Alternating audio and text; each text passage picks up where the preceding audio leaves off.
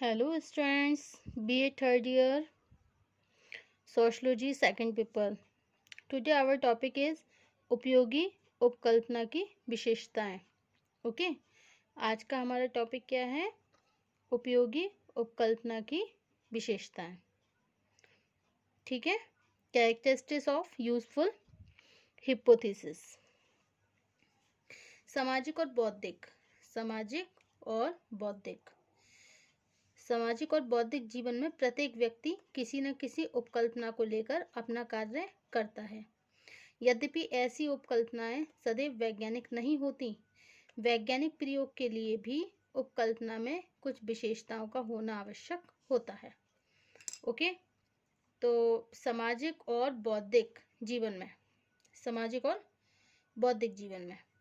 प्रत्येक व्यक्ति किसी न किसी उपकल्पना को लेकर अपना कार्य करता है. देखिए, हर व्यक्ति, कोई भी व्यक्ति हो, वो जो भी कार्य करता है तो किसी न किसी उपकल्पना को लेकर करता है. ओके.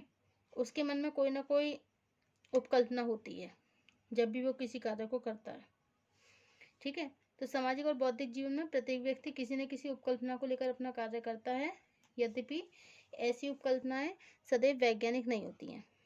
अब ये जो उपकल्पनाएं हैं, अब ये नहीं है कि हमेशा वैज्ञानिक ही हो. सदैव वैज्ञानिक तो नहीं होती हैं. वैज्ञानिक प्रयोग के लिए भी उपकल्पना में कुछ विशेषताओं का होना आवश्यक होता है. ओके. अकॉर्डिंग टू गुडे एंड हार्ट. जैसे कि गुडे तथा हार्ट ने लिखा है. क्या लिखा है? The theorist who does not no what techniques are available to test his hypothesis is in a poor way to formulate a usable question. Okay. तो गुडे तथा हार्ट के अनुसार theorist who does not no, तो गुडे तथा heart ने लिखा है कि theorist who does not no. देखिए, एक सिद्धांत बनाने वाला जो ये नहीं जानता है कि उसकी उपकल्पना की जांच करने के लिए what techniques are available to test his hypothesis in a poor way to formulate a usable question. एक सिद्धांत बनाने वाला ये नहीं जानता कि उसकी उपकल्पना की जांच करने के लिए कौन कौन सी प्रविधियां उपलब्ध हैं. Okay. Poor way to formulated usable question, वो नहीं जानता कि उपकल्पना की जांच करने के लिए कौन कौन सी प्रविधियां उपलब्ध है. उपयोगी प्रश्नों के निर्माण में असफल ही रह जाता है, और उपयोगी प्रश्नों के निर्माण में वो असफल ही रह जाता है. ठीक है. जो उपयोगी क्या है उपयोगी? जैसे प्रश्न. तो गुडी एंड हार्ट के अनुसार एक सिद्धांत बनाने वाला जो ये नहीं जानता कि उसकी उपकल्पना की जांच करने के लिए कौन सी प्रविधियां उपलब्ध हैं, उपयोगी प्रश्नों के निर्माण में वो असफल ही रह जाता है. ओके. गुडे तथा हार्ट ने उपयोगी उपकल्पना की निम्नलिखित 5 विशेषताओं का उल्लेख किया है. कितनी विशेषताओं का? 5 विशेषताओं को.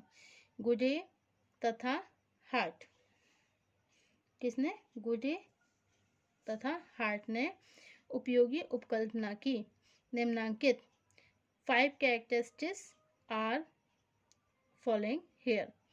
ओके. फर्स्ट क्या है? क्लियरिटी. तो फर्स्ट क्या है? क्लियरिटी. ओके. क्या है? क्लियरिटी. सेकंड क्या है?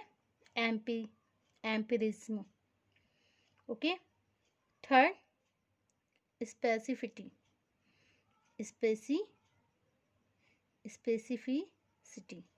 ओके. फिर related with available techniques.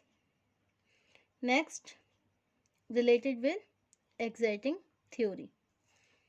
Okay. तो these are the characteristics of useful hypothesis. First क्या बताया था? क्लियरिटी. क्लियरिटी मीन्स क्या होता है? स्पष्टता. क्या होता है क्लियरिटी? स्पष्टता. ओके. सेकंड क्या है आपकी? एम्पिरिसिज्म. ओके. एम्पिरिसिज्म।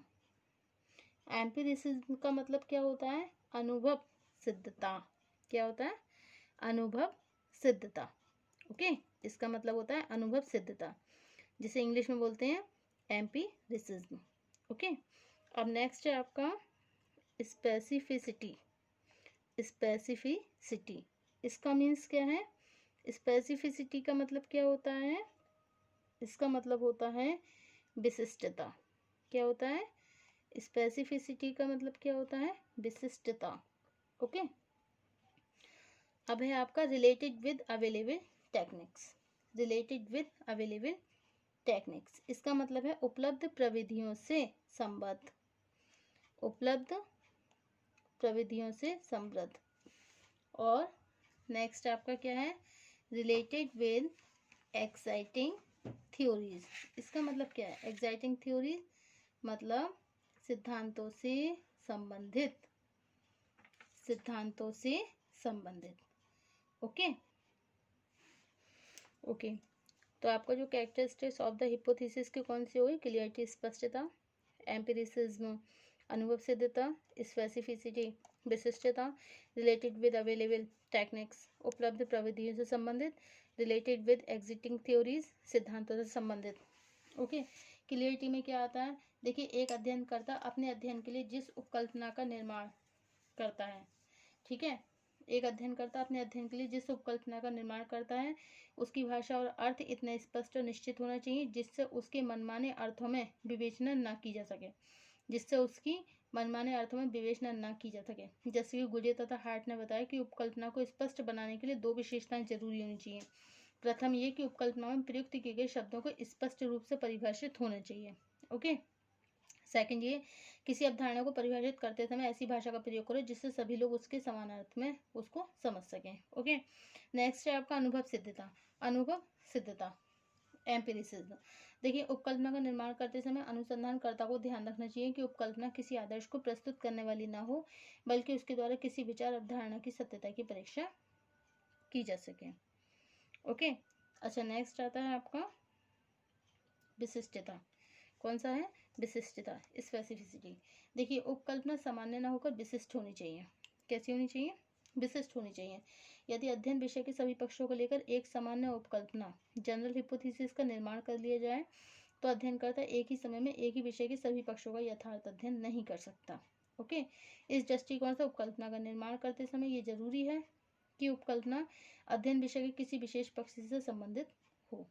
ओके, अब नेक्स्ट है उपलब्ध प्रविधियों से संबंधित। उपलब्ध प्रविधियों से संबंधित, related with available techniques. Okay, देखिए, उपकल्पना का निर्माण करते समय ये ध्यान रखना जरूरी है कि उपकल्पना ऐसी होनी चाहिए जिसका उपलब्ध प्रविधियों द्वारा परीक्षण किया जा सके।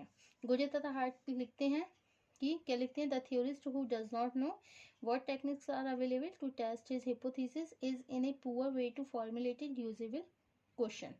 इन्होंने कहा है कि एक सिद्धांत बनाने वाला जो ये नहीं जानता उसकी उपकल्पना की जांच करने के लिए कौन कौन सी प्रविधियां उपलब्ध हैं, उपयोगी प्रश्नों के निर्माण में वो असफल ही रह जाता है। ओके, अब नेक्स्ट आता है आपका सिद्धांतों से संबंधित। कौन सा है? सिद्धांतों से संबंधित, related with existing theories. Okay, तो इसमें क्या बताया? उपकल्पना का निर्माण करते समय ये ध्यान रखना जरूरी है कि पहले प्रस्तुत किए गए किसी सिद्धांत अथवा सिद्धांतों से संबंधित हो।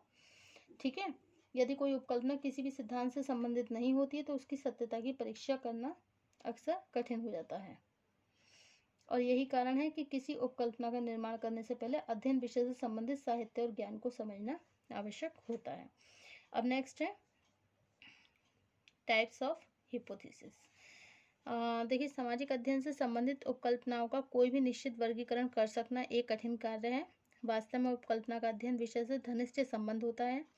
इसका तात्पर्य है, क्या तात्पर्य है? कि सामाजिक समस्याओं तथा सामाजिक घटनाओं का क्षेत्र जितना व्यापक होगा, उपकल्पनाओं की संख्या भी उतनी ही अधिक और विविधतापूर्ण हो सकती है। इसके पश्चात भी गुजे तथा हार्ट ने सभी उपकल्पनाओं के 3 प्रमुख प्रकारों का उल्लेख करा है। इन्होंने उपकल्पना के कितने प्रकार बताए हैं? 3। ठीक है, किसने बताए ये? गुजे तथा हार्ट ने। ओके, गुर्जे तथा हार्ट ने इनके 3 प्रकार बताए हैं। ओके, तो उपकल्पना के कितने प्रकार बताए हैं? Types of hypothesis. सामाजिक अध्ययन से संबंधित उपकल्पना का कोई निश्चित वर्गीकरण कर सकना एक कठिन कार्य है। ठीक है, उपकल्पनाओं की संख्या उतनी अधिक विविधतापूर्ण हो सकती है। इसके पश्चात भी गुर्जे तथा हार्ट ने सभी उपकल्पनाओं के 3 प्रकार का उल्लेख किया है। कितने प्रकार के? 3 प्रकार के। ओके, फर्स्ट कौन सा है? अनुभव सिद्ध समरूपताओं से संबंधित उपकल्पनाएं। अनुभव सिद्ध समरूपताओं से संबंधित उपकल्पनाएं, आदर्श प्रारूपों से संबंधित उपकल्पनाएं, विश्लेषणात्मक चरों से संबंधित उपकल्पनाएं। ओके, तो फर्स्ट है अनुभव सिद्ध समरूपताओं से संबंधित उपकल्पना, hypothesis related to empirical uniformities. Okay, second क्या है? आदर्श प्रारूपों से संबंधित उपकल्पना, hypothesis related to complex ideal type.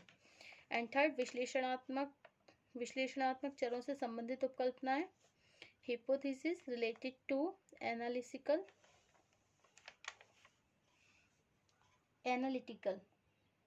Variables. Okay, analytical variables.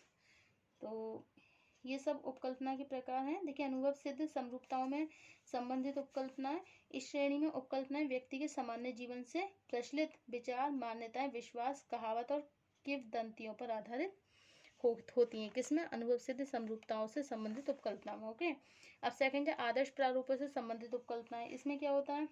इसमें वो उपकल्पनाएं आती हैं जिनका उद्देश्य तर्कपूर्ण ढंग से विभिन्न कारकों के बीच पाए जाने वाले सह संबंध को स्पष्ट करना होता है। नेक्स्ट है आपका विश्लेषणात्मक चरों से संबंधित उपकल्पनाएं। इसमें क्या आता है? देखिए, इस प्रकार की उपकल्पना का उद्देश्य विभिन्न चरों का तार्किक विश्लेषण करना ही नहीं होता, बल्कि विभिन्न चरों के बीच पाए जाने वाले सह संबंध को प्रदर्शित करना होता है। Okay, so these are the types of the hypothesis. Next topic होगा हमारा, next topic in the tomorrow, उपकल्पना की रचना, formulation of the hypothesis. Thank you.